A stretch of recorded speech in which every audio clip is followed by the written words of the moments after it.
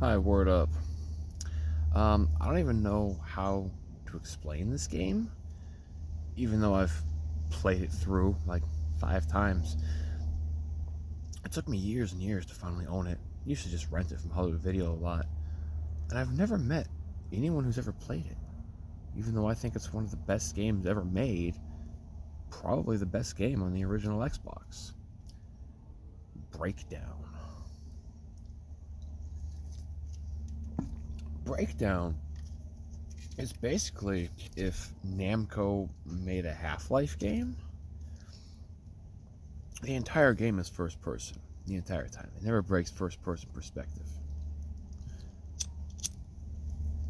And I believe there's only 2 mirrors in the entire game with which you can actually see what your character looks like. But I think where this game truly distinguishes itself is that it's not just a run and gun first person shooter. It's kind of a like 3D first person fighting game. And it plays about as well as that sounds. I will admit, it doesn't really play that well. It's really clunky. But there was something about it that just really engrossed me, captivated me the very first time I ever played it.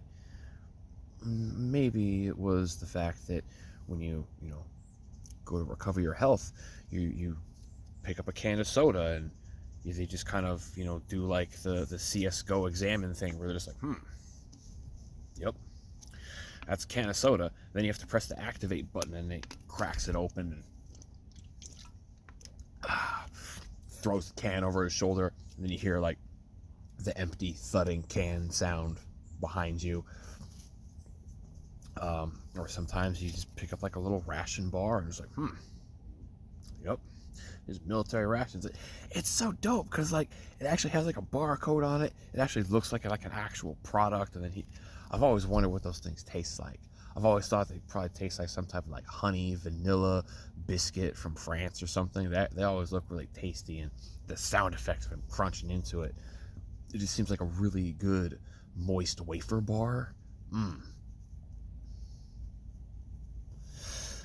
And then for some reason, you also find entire burgers just sitting around.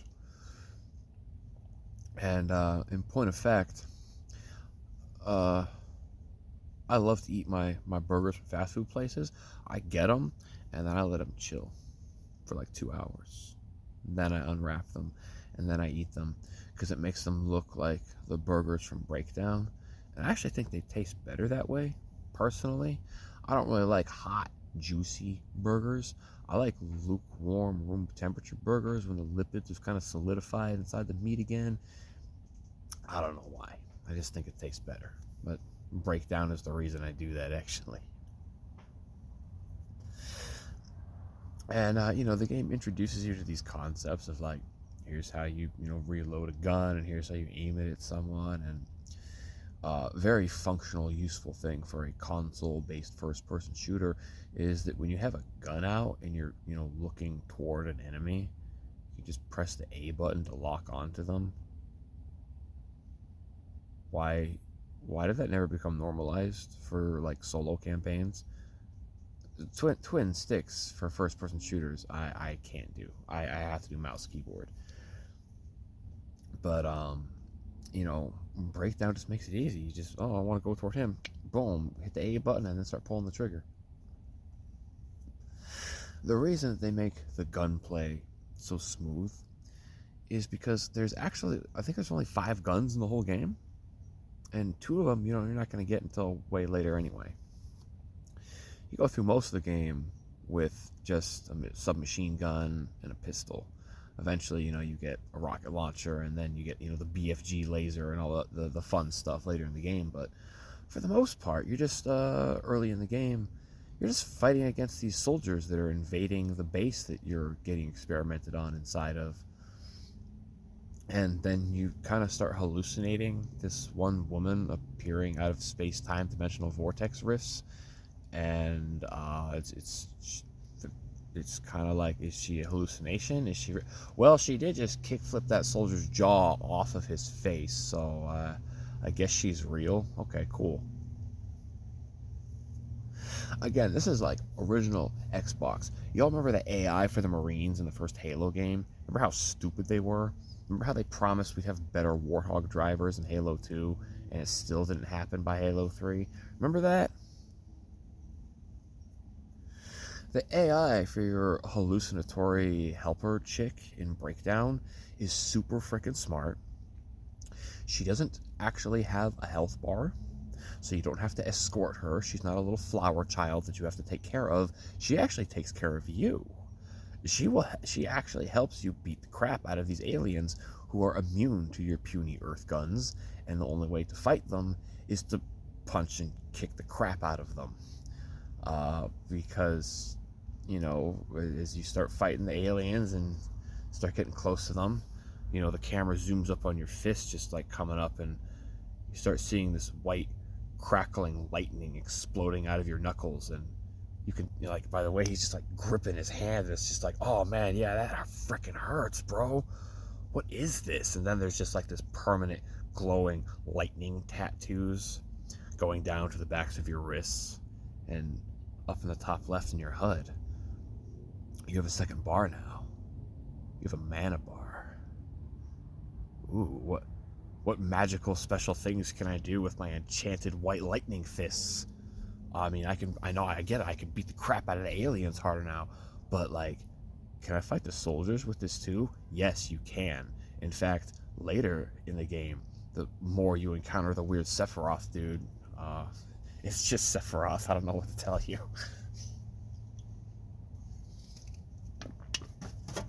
It's like some Highlander stuff. Every time the Sephiroth dude, who like his lightning powers are like all the way up to his shoulders, coming up his feet, halfway up his torso, partially like encapsulated in like volcanic rock that is crackling with white energy and stuff like that.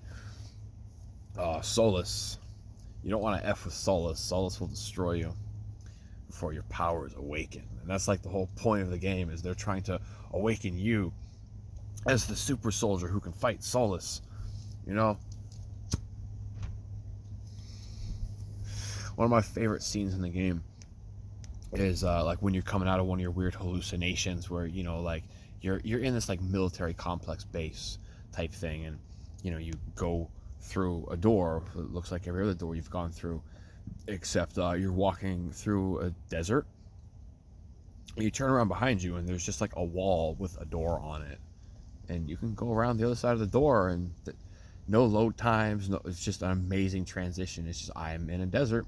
There's snakes and scorpions out here, and if they attack you, they actually deal damage to you. And eventually you find another wall with a door in it, and you go through it, and you're back in the military base, and you turn around behind you, and there's the coffee break room that you were in before you had a hallucination trip out and you were in a desert. Oh, the hallucinations in this game are so good. They're just, oh, it's so great, dude. But right as you come out of one of these hallucination vision things, this shutter opens. You know, you're like on the fourth floor, you know, going between two annexes of two different buildings. And so there's just kind of like this hallway, and the metal shutters open to go from one end to the other. And there's like 10 of like the military dudes who are trying to stop you, and they're all shooting automatic weapons at you. And that's when, you know, your arms start freaking out really hardcore, and then the game prompts you, is like, press in the left stick while you're walking forward and watch what happens. He just crosses his arms in front of himself as all the bullets just start deflecting off of him, and every time you deflect a bullet, it takes 1 MP, and they are firing automatic weapons at you, but you have reached a point where the game is now starting to encourage you, when you're facing against these guys, use your guns to clean up. But when you start encountering these dudes, you just start charging toward them, deflecting their bullets, and then just start punching out jaws, doing flying dragon kicks into groups of enemies to floor them all so you can stop them from shooting you for a moment. Oh man, the game starts getting freaking amazing, dude. And then you unlock your long range Hadouken. You can just throw balls of like white hot energy and lightning at enemies from a distance, and it auto locks on them. Freaking, you have the push wave by pushing in both sticks at the same time that will just 100% knock down all enemies around you, which is really useful when you start getting surrounded in that room at the end. And then your last like superpower you finally unlock happens in this really freaking sweet scene where the scientist he's got the injection that's gonna unlock all the latent chemical mitochondria crap in your blood, and the aliens barge in, and oh no, the syringe fell down into one of the air vents. You gotta go get it. And then you go down to the air vents and you just, all right, I'm gonna shoot myself up with the alien heroin, I guess. And then the crazy triumphant Star Wars music starts playing with the trumpets, and your last superpower is that you can jump like Super Mario in the first-person shooter. You ever play with first-person shooter where they turn the low gravity on? That's this game for the rest of the game now. You can jump like 3,000 billion miles into the air, and do all these crazy Dragon Ball superpowers and everything. It's kind of changed from a first-person shooter into a Dragon Ball simulator at this point. And oh man, it gets so freaking dope. And then you go into the place where the alien trans-dimensional gateway is being kept deep underground in the military base, and you transport to the alien planet where they're about to launch their invasion of the Earth, and you're gonna go stop Solus, and you're gonna save mankind, except you don't. He kicks the ever-living hell out of you. You cannot beat Solus. And once he destroys you, and you watch your hallucination girlfriend get destroyed in a crucifix, and the giant crystalline warships are launching out of the silos, and mankind's end is imminent, everything goes black. It's like, oh, disconnected. And then your vision comes too, and you don't have a HUD anymore. You can't see your health bar anymore. You can't see your magic bar anymore. Because everything you just did up to this point was a VR hallucinatory dream, reminding you of where you failed. And now it's time to finish what you couldn't do before. The rest of the game, you're still fighting aliens. You're using all your crazy superpowers and all that, but you don't have a HUD anymore. The game never lets you see your health anymore. You just have to infer and guess, what is my health at now? You have to know how much damage you've taken. You don't know anymore.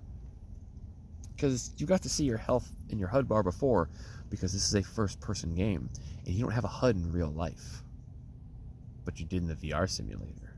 So I hope you got really good at memorizing how much health and mana you have and how much you use between fights, because you can't see it anymore. You can still kind of gauge what your mana is at based on the way the lightning is sparking out of your fists, but you don't have like a bar to just gauge it with anymore. And honestly, I have always thought that is one of the coolest blendings of gameplay and lore. That is freaking awesome.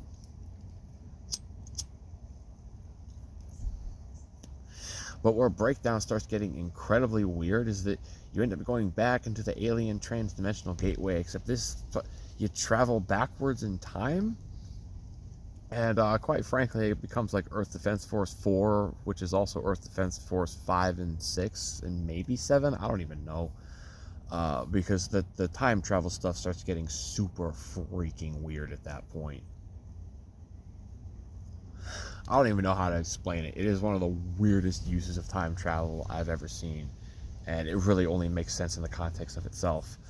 But what I remember most is the final actual fight against Solus. Because this is what basically the entire game has built you up and taught you all of the hidden secret special moves that the game never teaches you. You just kind of have to figure them out by wigging around with the control sticks and the triggers while you're playing. The game never actually teaches you any special moves, and you just figure it out as you play. And really, it all boils down to that one last final boss fight, and there's finally the first person 3D fighter. The whole game was essentially an 18-hour long tutorial on how to play a first person 3D fighting game. And that's why they don't exist. Breakdown sold very poorly. Most people have never even heard of it. I personally believe it's one of the best games ever made. And if you ever get an itch to try a really weird, obscure game that no one has ever heard of, and maybe join the club of the 10 people on the face of the planet who have actually played it, please do. Because I think it's absolutely awesome. I remember almost every single part of that entire game. Most of the sets and the scenarios and the environments are very memorable. It's an absolute mind F constantly. It is an absolutely fantastic game. It's one of those games that you play through it multiple times and it's like, oh, that's what that was. It's one of those games. It's one of those stories. I think it's a brilliant, fantastic game. It's pretty difficult, even on the easiest difficulty setting. But honestly, I personally believe my crowning achievement as a person who has played video games as long as I have is that I managed to beat Breakdown on the hardest difficulty setting. If you don't know what I just said, count yourself lucky. Because that game is seriously freaking hard, dude. I mean, it's not... Here's the thing. Dark Souls is hard, okay? Breakdown is hard and unfair. But neither game is necessarily cheap. Breakdown, however, will in fact enact its namesake on you, and it will break you down trying to get past some of the fights and setups in that game. You kind of have to come at them as... kind of come across them as puzzles that you solve through fighting. But when you finally start learning how to fight, 2-3 enemies at a time and, backpedal this, kick this dude, floor this dude, go for a combo on this dude when I've got the other two dudes floor, that's when you can get like a big burst of damage. And when you start learning how to actually like juggle between multiple fights of dudes coming at you at the same time, it starts feeling really freaking good, because this game will never let up on you. And when you start like trouncing enemies, you actually feel like you have improved your skill at the game, not that you've grinded for some stat points and now you can one-shot things. And I feel like that's a difficult thing to get out of games these days. So, huge, mega fantastic praise for Breakdown. I personally, I think if the game has any flaws, it's too short, and it didn't get the obvious sequel that it was supposed to because its sales were so poor. That's my only complaints with it. I want more of that world. I want more of that gameplay. And frankly, I've never played a game since that has delivered an experience that comes anywhere close to what Breakdown uniquely offers. So, that's just my opinion. I think you should check it out. Maybe just watch a Let's Play. Either way, it's pretty dope. Anyway, have a good one. God bless. Appreciate you.